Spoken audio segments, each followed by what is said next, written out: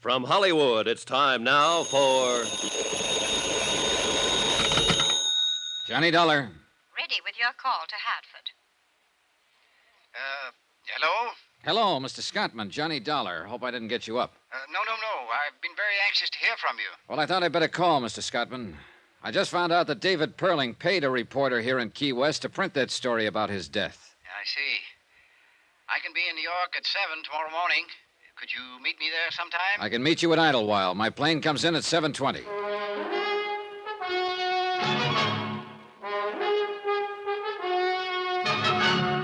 Tonight and every weekday night, Bob Bailey in the transcribed adventures of the man with the action-packed expense account, America's fabulous freelance insurance investigator. Yours truly, Johnny Dollar.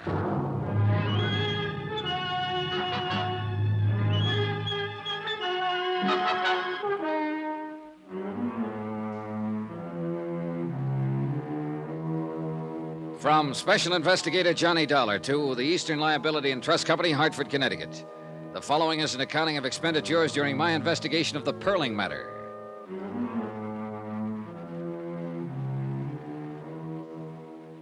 Expense account continued. Item 3, $98.09. Airfare and incidentals, including board and room, Key West to New York City. Mort Scottman was in the airport coffee shop having tea and toast in the best tradition of a vice president. He looked shaved, rested, and fresh. Would you like some breakfast, Mr. Dollar? Just coffee for now, thanks. Cup of coffee, please. Well, we seem to have made nice connections. Not 7:30 yet. Yeah. Mr. Scottman, the reporter in Key West who printed that story about David Perling was paid $100 in cash to do it. Perling paid her to file an erroneous story that he had been killed in a boating accident. You said cash? Yeah, that's right, cash. No check. No way to prove it one way or another. Just the reporter's word. And she said she'd deny it if anybody else asked her. Disclaim the whole thing. Well, where does that put us? Well, look, Perling had to pay somebody to fire that boat. Probably the skipper, I don't know. But it's an angle if you're thinking about legal lines. It's very good. Of course, the boat would demand explanation. Well, let's let it go for the moment. I noticed a retraction disclaiming the story of Perling's death is in every paper this morning. It was in all of last night's papers, too. Now, if the story could affect the stock market, when would it show up? Today, at the latest. There was no action yesterday? Not on the exchange, no. How do you feel about this whole thing now? In view of the fact you've ascertained that Perling himself arranged for his own death report to be published, I can only assume that he did it for one reason: to take advantage of some brisk trading that would occur because of such a report. But there's been nothing of that so far. Tell me, Mr. Scottman, in the event this does happen, what would you do? I don't know exactly. Possibly report the matter to the exchange and see if Perling could be prosecuted for manipulation. Well, let's go over there and see what's what. Item 4, $5. Cab fare for myself and Morton Scottman to Wall Street and the New York Stock Exchange.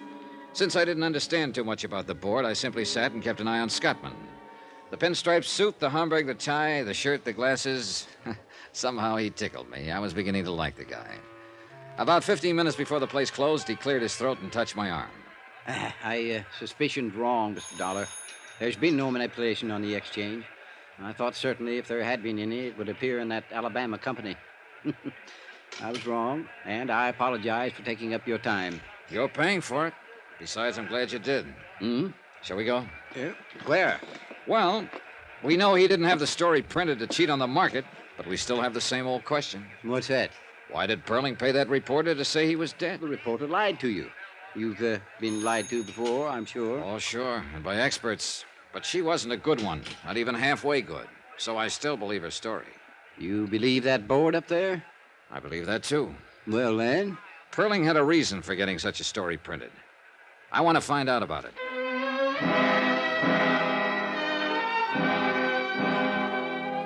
Expense account item 5, $4. Lunch for Morton Scottman and myself. After lunch, I checked into the New Weston. Item 6, $50 deposit, car rental. A phone call to the offices of David Perling gave me the information that Mr. Perling was at his home on Long Island. I drove out there. A small estate greened up with all the lush things that happen there this time of the year. As I reached the place, I noticed a group of people in white flannels and dark blue jackets mixing cocktails on the terrace. One of them I recognized from previous newspaper pictures as David Perling. A middle-aged woman with iron gray hair and the figure of a 16-year-old girl opened the door. She looked from behind dark glasses disapprovingly. Yes? How do you do? I'd like to see Mr. Perling, if I may. I'm Mrs. Perling. May I help you? Well, this is a business matter, Mrs. Perling. My name's Dollar, Eastern Liability and Trust Company. Well, he's not in now. I suggest you call his office and explain the nature of your business to his secretary. Good day, Mr. Dollar. Look, I know he's here. I saw him as I drove up. You're both impertinent and rude. I'm sure he'll see me if you give him my name and tell him I just came back from Key West and that I had a long talk with a newspaper reporter down there. Since you saw so much as you drove up, you might have noticed that we're entertaining guests, Mr. Dollar. Oh, I noticed that. Wait here. I stood there a moment on the wide colonial porch and wondered what made me such a social outcast. A man who was tending the grounds walked by and turned on the sprinkling system. He waved at me, and I waved back. I felt better. On the terrace, I could hear the tinkle of glasses and a little laughter now and then. Finally, David Perling showed up. He was a tall man with a hairline that started about an inch above the heaviest eyebrows I've ever seen.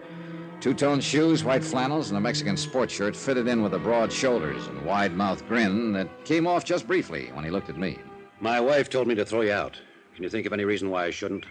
I'm about 10 pounds lighter than you, but I might be a good 15 years younger. Tell me what you want, kiddo, and then get out of here.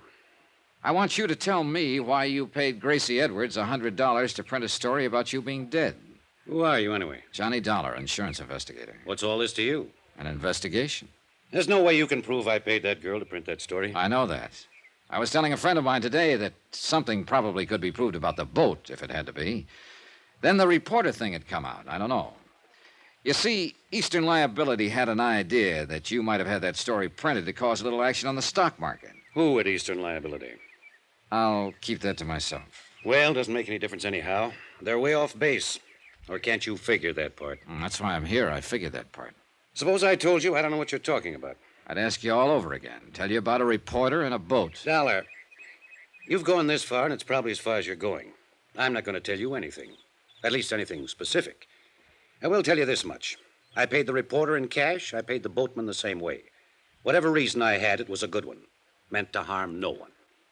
You're sure about that, Mr. Perling? As sure as I'm going inside right now and mix another batch of martinis. For the second time in a matter of minutes, I was standing on a porch feeling like Typhoid Mary. Somehow I halfway believed David Perling. I also halfway believed that whatever reason he had meant something to me. All halfway thinking. If you want to be left alone, you don't slam a door once or even twice. You invite the asker of the question in, give him a drink, introduce him to your friends, slap him on the back, and lie through your teeth. You don't tell a man to leave, because that's the best way in the world to make him keep coming. So I waved at the friendly gardener once more, climbed into my rented car, drove back to the New Weston, and sat down with a magazine. Johnny Dollar. This is Celia Perling, Mr. Dollar. Hello, Mrs. Perling. I think I should like to talk to you, Mr. Dollar. David told me why you were at the house. Mm-hmm. I'm downstairs in the lobby. I'll be right down, Mrs. Perling. I had to drive some friends in tonight, and I thought I'd stop and have this chat with you. I'm glad you did. Somewhat embarrassing, after the way I acted at the house. Oh, well, suppose we forget that part, Mrs. Perling. Does Mr. Perling know that you're here? No, I'll tell him when I get home. There's something I must know. What's that?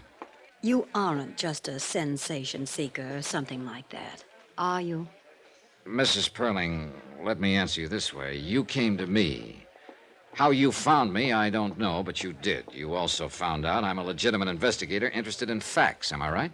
David called a friend of his with the Allied Bureau, and they told him you were an insurance investigator. And they also told you that when I work a case in New York, I generally stay at the New Weston. Is that about it?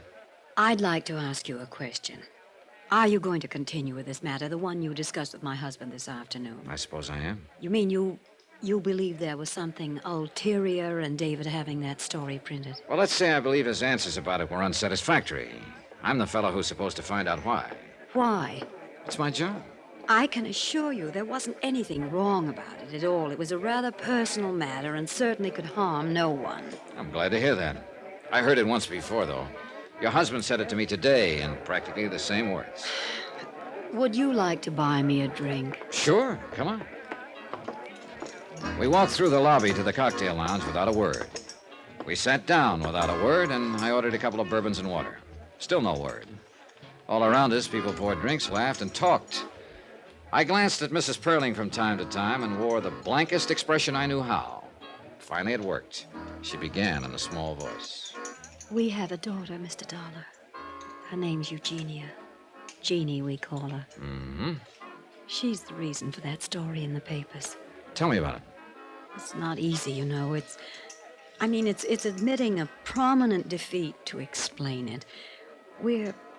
David and myself are considered quite capable people. Capable at most everything. Business, home. Capable of everything except raising a child into a woman. I'd rather not go into the faults that we have, Mr. Dollar. No need to. Are they that obvious? Oh, I didn't mean that. I just mean it seems painful for you to even discuss this. I'll say it this way. We've had too much money and too little time to put it on Jeannie. Now we're suffering for it. How do you mean? Jeannie got sick and tired of being alone and unattended and not understood. She left home a year ago, and we haven't seen her or heard from her since. She left a note saying that we never would. I suppose we deserve it. Well, I wouldn't try to judge that. We have no idea where she is, what she's doing, even if she's with someone. We just know she's gone. It's really quite ridiculous. Now that Jeannie's gone, we know how much we wanted her around. What about the police? Well, we didn't go to the police. I think you can understand why. I mean the publicity. Who did you go to? The Aimwell agency. They've been working on it. Oh, yeah, I've heard of them. Any luck? Not a sign of her. Do you understand now? Well, I don't understand everything. I'm sorry she's missing. But about the story in the paper... Well, Davy arranged that.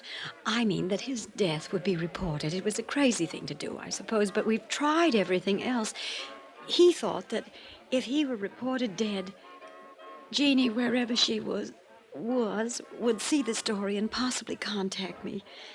You see, it's unbearable knowing she's alive somewhere, hating us this way. We wanted another chance. No luck? No luck. Not a word. Not a word.